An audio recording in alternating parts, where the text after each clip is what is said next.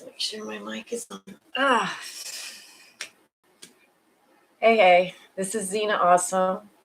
Today I'm going to be talking about dogs. I'm trying to get down where I can have my dogs in the video. It's a little hard sitting in a computer chair. So it's going to be for me to type and talk at the same time. I did puppy raising for a service dog.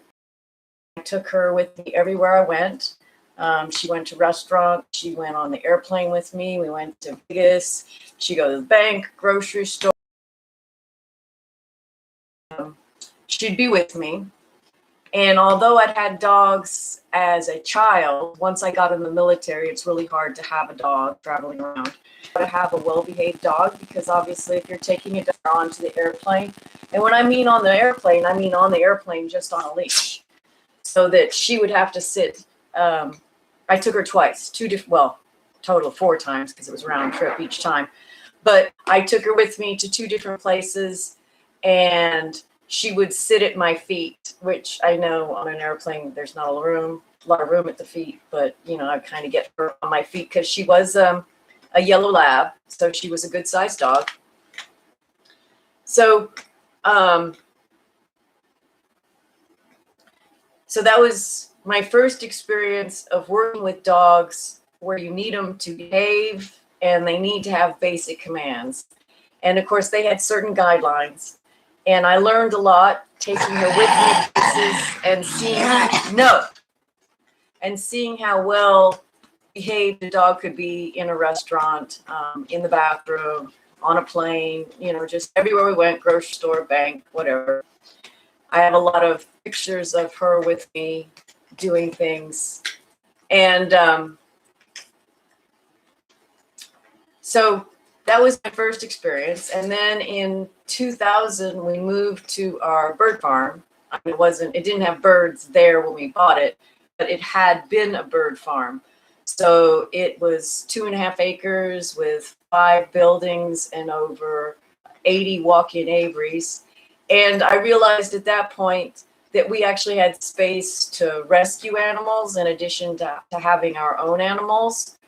So we ended up with a few dogs, but we also started rescuing dogs. And in the 20 years, almost 20 years that we had the farm, we rescued hundreds of dogs and probably hundreds of cats.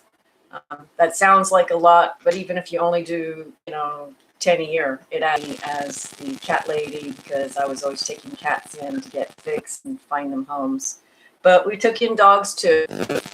And we didn't advertise or anything. We were more for people that had an animal that really, due to circumstances beyond their control, we would take the animal. So we didn't really advertise. And obviously I ended up having, after rescue dogs, some you like and so you keep, and then others you find homes for. We kind of increased our pack a little. But after that, we decided to do dog boarding. And so not only would I deal with my dogs, I had to deal with other people's dogs, and all types of dogs, from indoor dogs to outdoor dogs to even more like guard dogs, because some people will go on vacation and let's say the neighbor doesn't want to feed their guard dog because they're just too much to handle. We would take those type of dogs too. And we always made sure we kept all the different dogs appropriately contained and separated for whatever the personality type was. So we didn't have just a set routine for any particular dog. We looked at the dogs, we saw how they were. Indoor dogs would spend most of the days indoor. Outdoor dogs would go out in the day and come back at night. And then fully outside dogs, we had outdoor pens where they would stay outside all the time. So we really catered it to the different type of dogs and different personalities. And we were a great place for people that did long-term boarding. So a lot of our boarders would be with us for a month, 2 months. And we actually had a couple boarders that were with us for a year. So I got to see a lot of different dogs. I'm a big fan of Cesar Millan and his practices, and I used them on other people's dogs, because we'd get dogs and they're fine with their owners. Just like my dogs, they're fine with me, but you put a stranger with them, totally different dog. This dog right here, and as wonderful as she is right here, she's very, very protective, very protective. And so I've seen a lot of different dog personalities, and I have tried a lot of Cesar Millan's techniques, and it is amazing how well they really work. Some of them seem so counterintuitive. If you're not familiar with Cesar Millan, he is called the Dog Whisperer, and he's a dog psychologist. He teaches people how to communicate with their dogs. So he helps you talk to a dog in a way a dog understands. And sometimes we don't think the same way dogs think. So I just wanted to go over some of my skills. In more than one instance, the dogs did better with me than they did their owners, because I would just establish boundaries and establish that I was the pack leader and just matter of factly do things. And when the owner came, they were just a lot more hyper or liberal, or just do different things and cause the dogs to get overexcited. So and then I've had like these dogs. I've been at 10 dogs. Well, now it's only 7, but I got up to about 10 dogs that were mine. They all have different personalities, and sometimes people don't realize how different dog personalities can be unless you actually have a group of them and actually see how different they are. So now I'm going to talk a little bit about the care of dogs.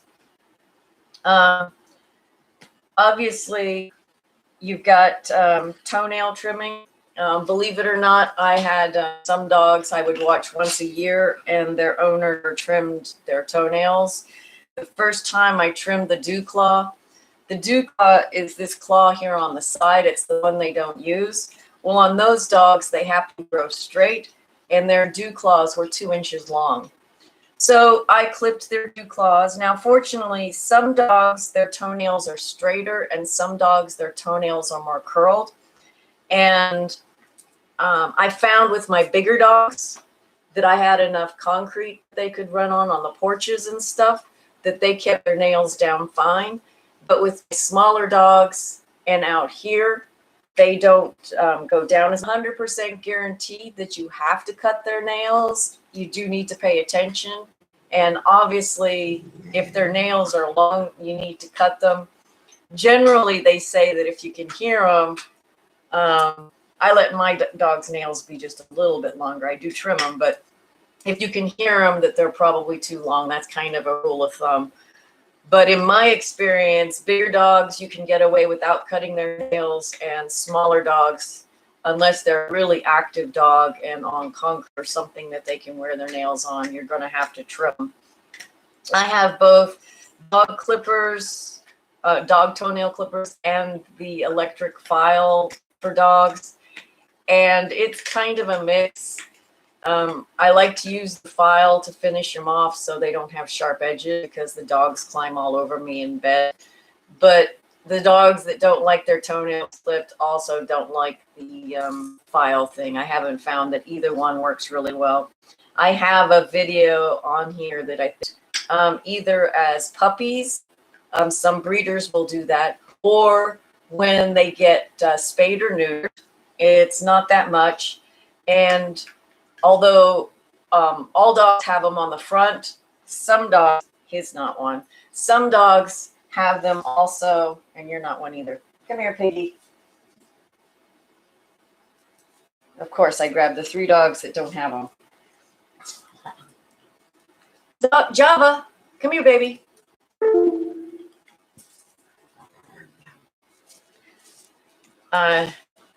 Java has the dew claws here on the back, and actually this one isn't even got a bone that attaches it. It would have been nice to get it taken off when she got fixed. The vet didn't read my notes when I brought her in. So the dew claws are something you really have to watch. It again depends on how much they curl. Like I told you, the one dogs that we boarded, it had probably been years, and they had pretty much been fine. But with Bugsy, his dew claw curls really hard, and if I don't clip it, it can actually get caught on something and get ripped. It was also the same way with my Chihuahua, that it would curl enough that it would get caught on something and then he'd break it. So you got to make sure you pay attention to that. As far as expressing their glands, yes, there's some controversy over whether that's needed. I always expressed my dog's glands myself. What that's talking about is here in their behind, there's these glands, and it's a good time to do it when you bathe them because you want water around to wash. You just gently squeeze, and you'll know when you got it because some like brown stinky stuff comes out, and it's not poop. It's the stuff from the glands. That's if you have a dog that's licking their butt a lot, that may be trying to get some of the stuff out of their glands. Obviously, these days we talk a lot about doggy teeth.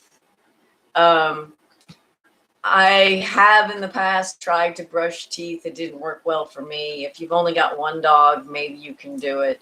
With the raw feeding, I believe that really helps with their teeth because they have a lot of bones and stuff. But if you feed your dogs any canned food and even dry food, they're likely to get buildup on their teeth. So that's kind of up to you to pay attention to and determine if and when you want to clean the teeth.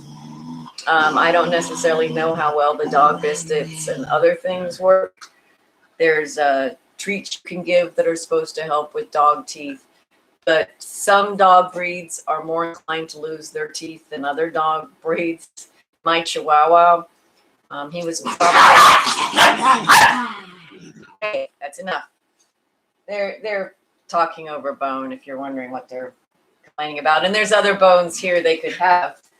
But they like to have the bone that the other dog has. So some breeds are going to be more inclined to have teeth problems. If you know that, you might want to take a bit more care. My Chihuahua, he was old when I got him, and then he was old when he passed. He had pretty much lost all his teeth. I actually had to have him take him in to get one of them extracted because it was causing him a lot of pain. So keep in mind that if you don't take care of their teeth when they're young, when they're old, you may have to take them to the vet to have that taken care of. Shots, you do rabies shots when they're 4 months old is pretty much by law that rabies shot pretty cheap. When we were doing the boarding, we required everybody to show proof of rabies. I would recommend they get the other vaccine, but I did not require it. But I required everybody to show me proof of rabies. And if anybody said they couldn't find the paperwork, they couldn't get it from their vet, they had been moving, so they lost the paperwork, I would tell them, just go get another one.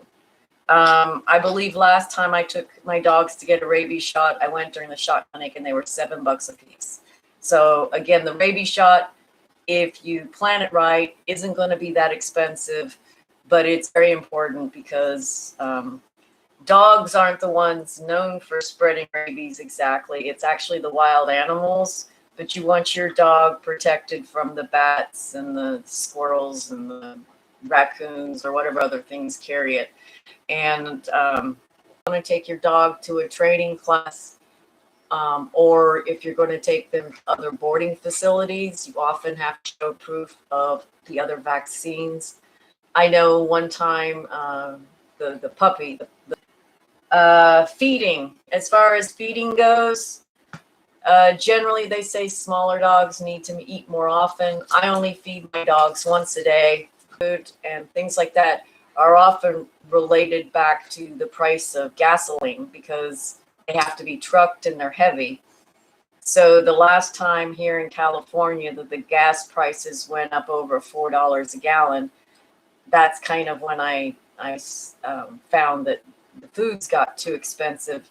And I figured for the price of feeding them cheap dog food, I could feed them raw.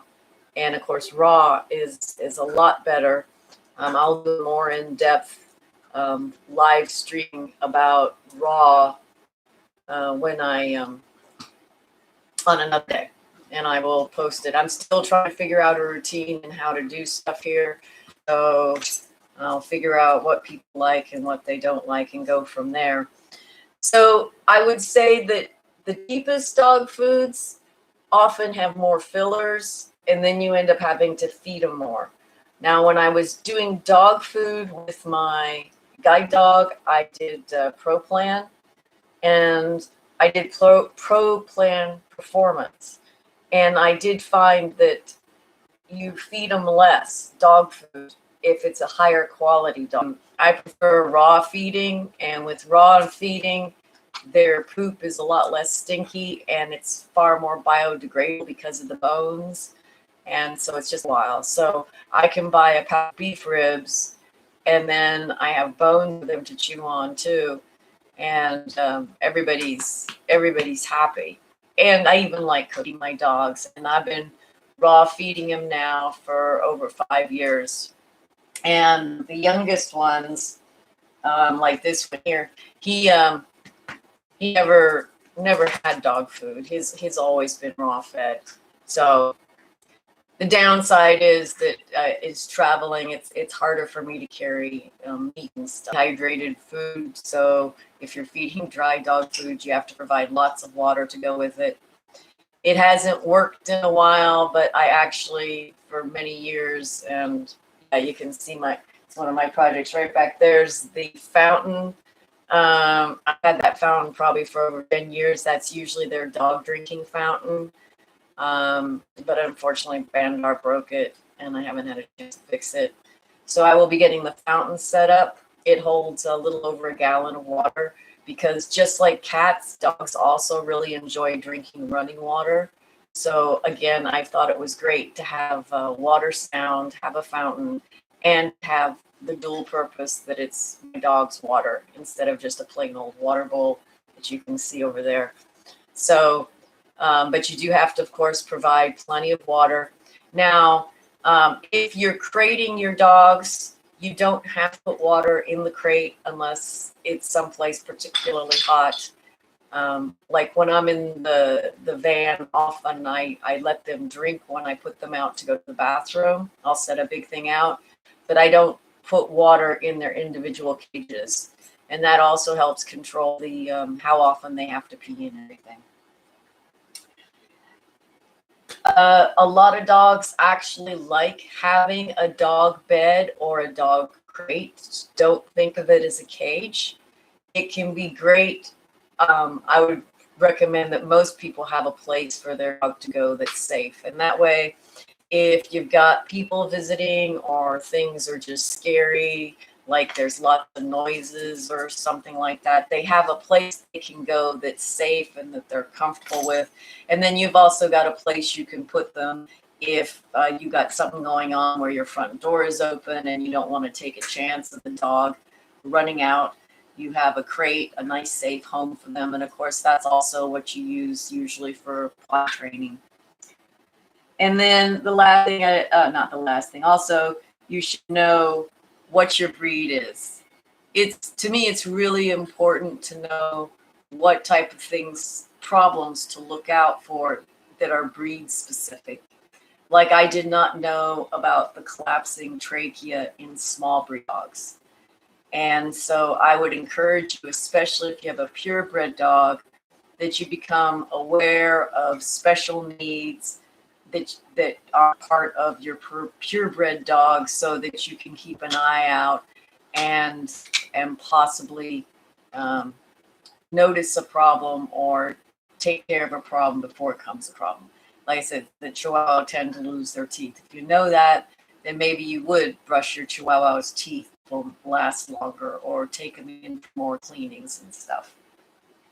And then, of course, the last thing is exercise. Even if you have a big yard, you can't assume that if you let your dog outside that your dog is exercising. My dogs, I let them out usually at least twice a day. I let them out in the morning and I let them out before bed, because I like for them to go to the bathroom out there, or know that they just went to the bathroom before they come to bed, because my dogs are not as potty trained as I'd like, and they don't like the cold. So although they have a doggy door and they have an enclosed pen here that they can go to, they may decide to piddle on the floor. So if I take them out on schedule, they're more likely to do it outside. But they don't usually run around that much unless I go out with them. They run a little, but they're not out playing as much. So keep in mind that you need to exercise your dog and leash, and you know how to walk your dog on a leash, and that your dog plays and does some running. See, like with Java, because of her breathing problems, she doesn't do any running. Do you, baby? She doesn't do any running at all because she's actually got a collapsing trachea. She's lived a lot longer than I expect, and she probably doesn't get a full amount of air. So she tends to be low energy, and I'm not going to worry about her really exercising. She can still as she wants. Isn't that right, sweetie? She says, sure, Mom.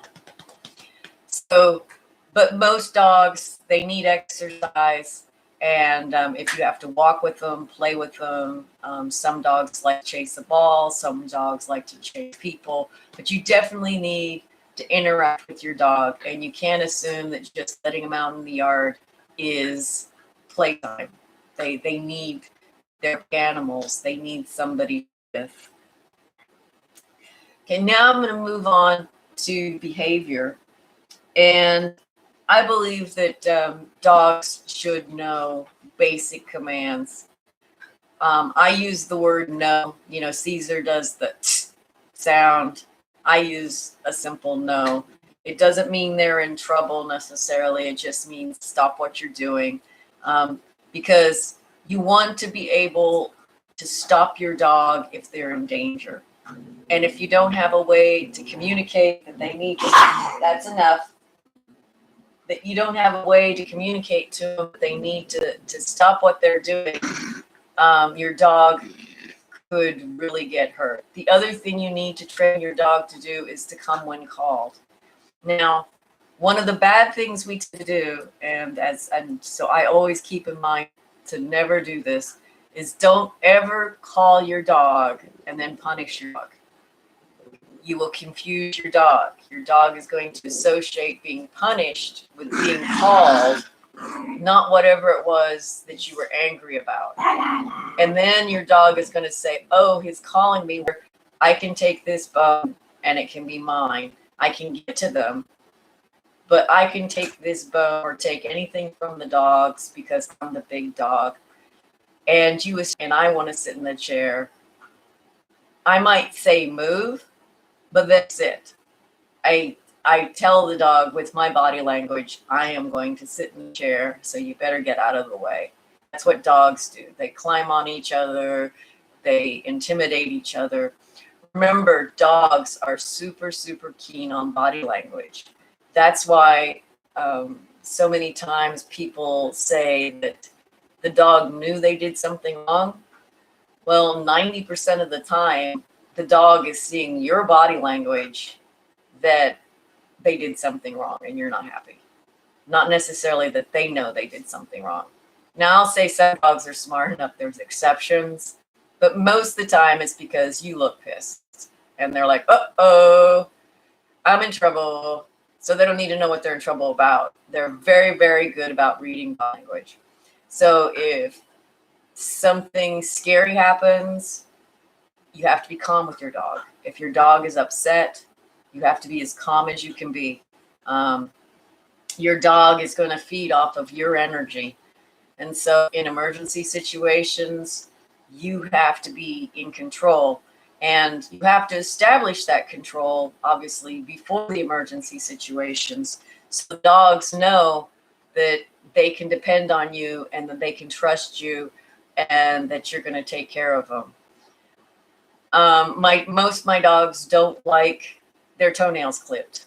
So if you watch my video, you'll see that after I clip their toenails, before I let them go, I give them a lot of love and a lot of affection, and I make sure that they're calm and not upset before I let go. And then I can pet them some and they can still stay there, so that I didn't just cut their toenails and they jumped down and ran away.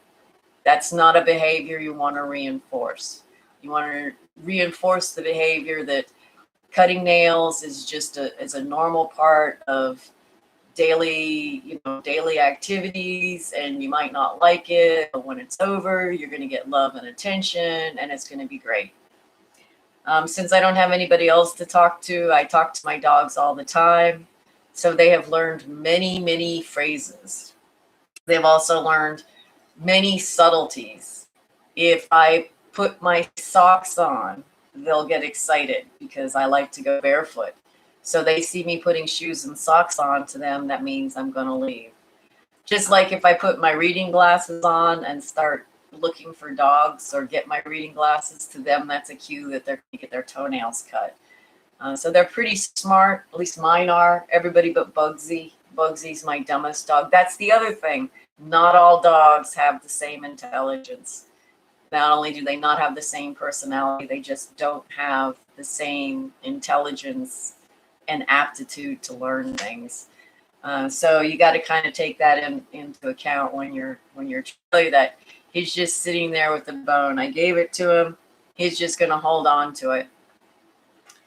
So to communicate with dogs, remember, it's not always the same as with people. That they may understand some of our words, but they don't think like we do.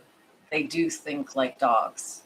And although I love my babies and I talk to my babies and I care for my babies, I try to make sure that I communicate with them in a way they understand, which is they are dogs and they're just some nonverbal things that just make sense to them. Like the sitting in the chair, or for example, if I wanted to eat, because a lot of times the way I lay in bed or eat and stuff, I have them all around me when I'm eating, that I claim my food, and then they're not going to go for it. Of course, now if I set the food down and walk away, that's a different matter. They're like, ooh, there's a chance to like grab a snack. But if I'm actually eating my food and it's here with me, I can do that. I can have food right here, and I can have all my dogs around me. And unless they're thinking it's for them, I've had a couple times when they thought it was their food, and I had to say, nope, that's mine. Like if I go like this, they're going to think I'm giving it to them. So I have to be careful about hand motions and stuff. But if it's my food, my plate, and I say, give me space, they'll back away. So you want to teach them when you're eating how to behave. And that includes at the table too. If you don't want them begging, then don't feed them at the table, first of all. And second of all, correct the behavior and or ignore the behavior. If you ignore it long enough, they won't do it either. But normally dogs that beg at the table, they do it because they've been rewarded for it. And since I raw feed my dogs, almost any time I pull out meat, even if it's meat for me, they think it's for them. So but that's understandable because that normally is theirs. But if I don't want them to be bothering me, or I want to claim my own food, I do that. And you do that again. It's through presence and not letting them invade your space. You'll see some of my videos, I have them licking all over me and all this other stuff. And I may say things, but I'm not really pushing them away. When I'm eating, I'm very serious. And so my face changes, my mannerisms change. I say, okay, back. And then they know to give me my space. And then maybe someone like Zesty might crawl up in my lap. But if all he does is sit there quietly like this, I might tolerate it. But if he started jumping around and playing, he would get shoved off and moved away. And you need to be consistent in these behaviors.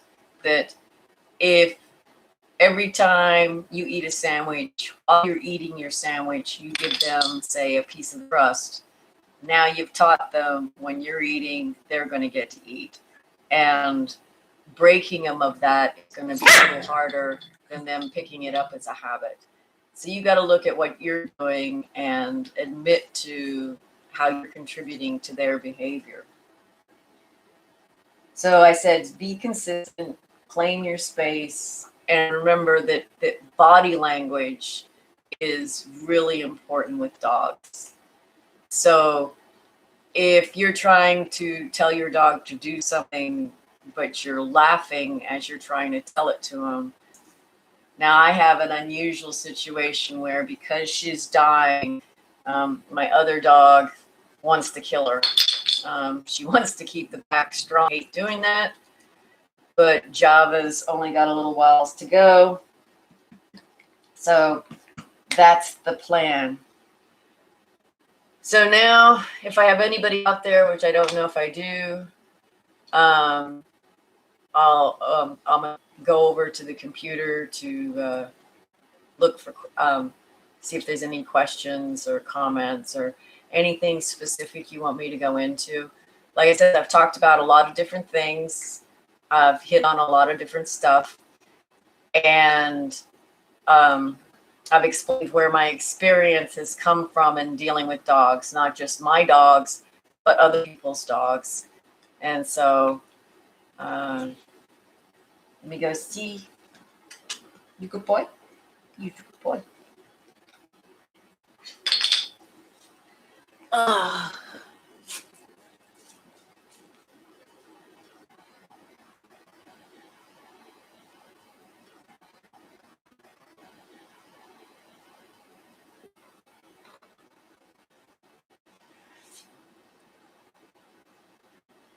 Well, I guess I've been on for 37 minutes. If there aren't any other questions, or any questions, I will go ahead and close off.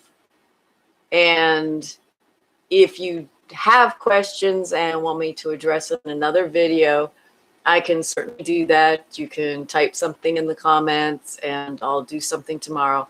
I'm going to probably do a different video tomorrow. Different video, of course it's a different video. I'm going to do a different topic tomorrow. I'm not sure exactly what it's going to be, but I'm going to just start doing a daily streaming and see what happens, and go from there. So thank you for watching. This is Xena Awesome. I hope I gave some valuable information, and you all have a great day. Thank you. And you all have a great day. Thank you.